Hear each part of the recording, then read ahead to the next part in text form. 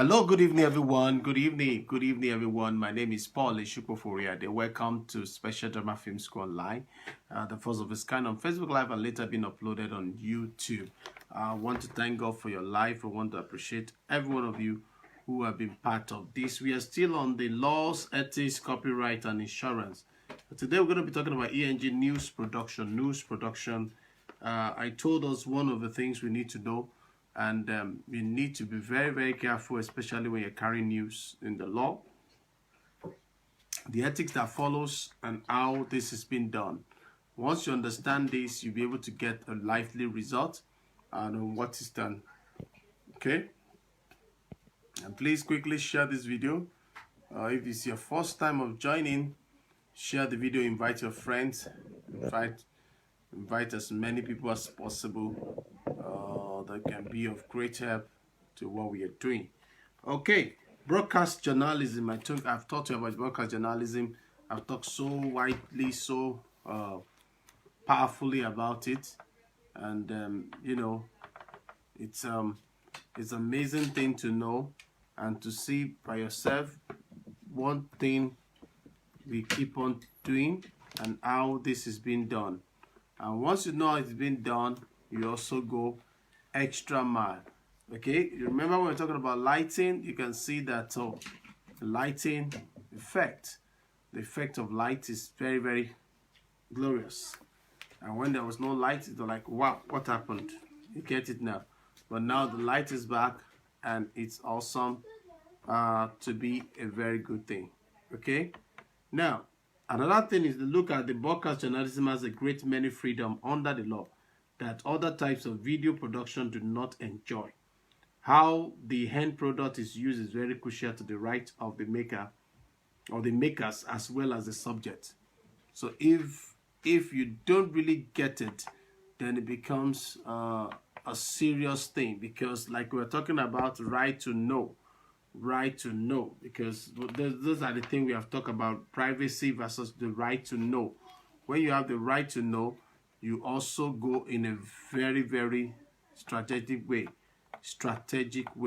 You know, I said something about the shield law. Most states have a shield law that protects a reporter from revealing their sources. Okay, so several times you see it, and you yourself will look at it and say, what has happened in this manner?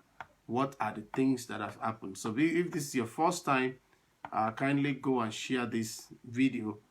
I talk about the intrusion or seclusion. Okay, so we're going to be talking about this, and I talk about so much about intrusion or seclusion or invasion of privacy. We're still going to talk about those ones very, very importantly, because when you understand this, you'll be able to do a lot of things on your own. Okay, so let's go to that one. Because news is a public service and the right of a free press is guaranteed, there are very few ways to stop someone from covering an event or showing a particular picture or scene on a newscast. However, if the news staff does not understand the subtleties of balancing free speech against people's right to privacy, the right can range from loss of prestige to high-priced civil suit. Okay? Being wrong can be costly to you and to your employer. When a case of libel is brought against the news organization, the defense, if there is one, usually falls into one or more of four categories. Usually fall into what? One or more categories. And that's always a very challenging issue, because if you don't pay attention to those things, it will affect a lot of things.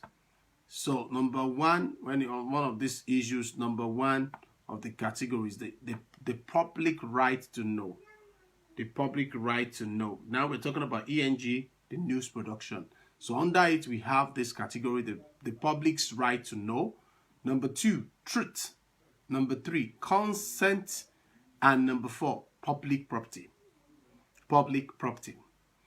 Additional factor can influence each case, as well as number 5, which is contest, number 6, public figures, number 7, trespassing, number 8, hidden cameras, and 9, names and numbers, 10, police order, and 11, other things to know.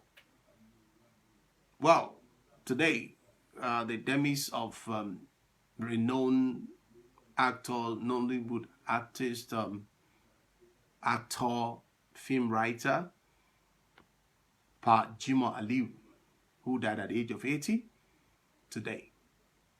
And to note, Paul-Esupofo was one of the alumni of Mount Zion Institute.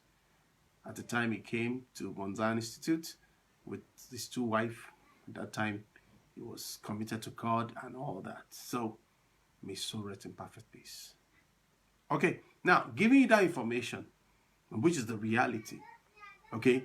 But if I don't get the public right to know, the public has the right to know, how do I get my source? Because I was there on their graduation day, though he didn't come, but the 2 wives were there on the graduation day. You understand? Who graduated, and their name is Paul-Esupofo, still in Mount Zion record till the demise. Okay? So, the first thing I would have said tonight, which I don't really want to take anyhow, is right to know. So the right to know is the only thing I'm going to take tonight. Right to know. The right to know. That's the only thing I'm going to take tonight.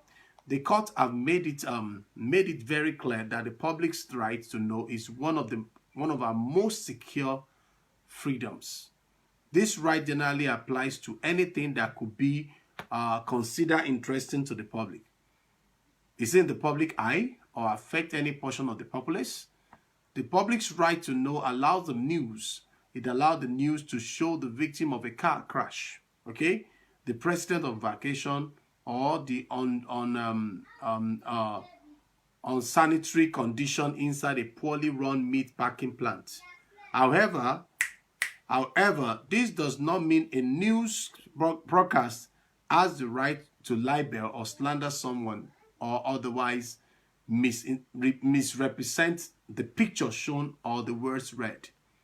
For example, some years ago, Las Vegas singer Wayne Newton sued NBC News for linking him to known organized crime figures, thereby damaging his public image.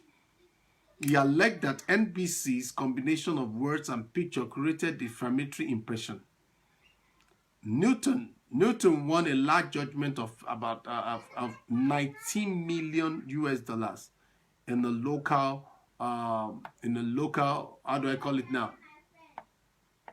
In the local court. Hello, sorry please for the noise, please, sorry, forgive me. Sorry please. Though a higher court later lowered the amount, NBC argued that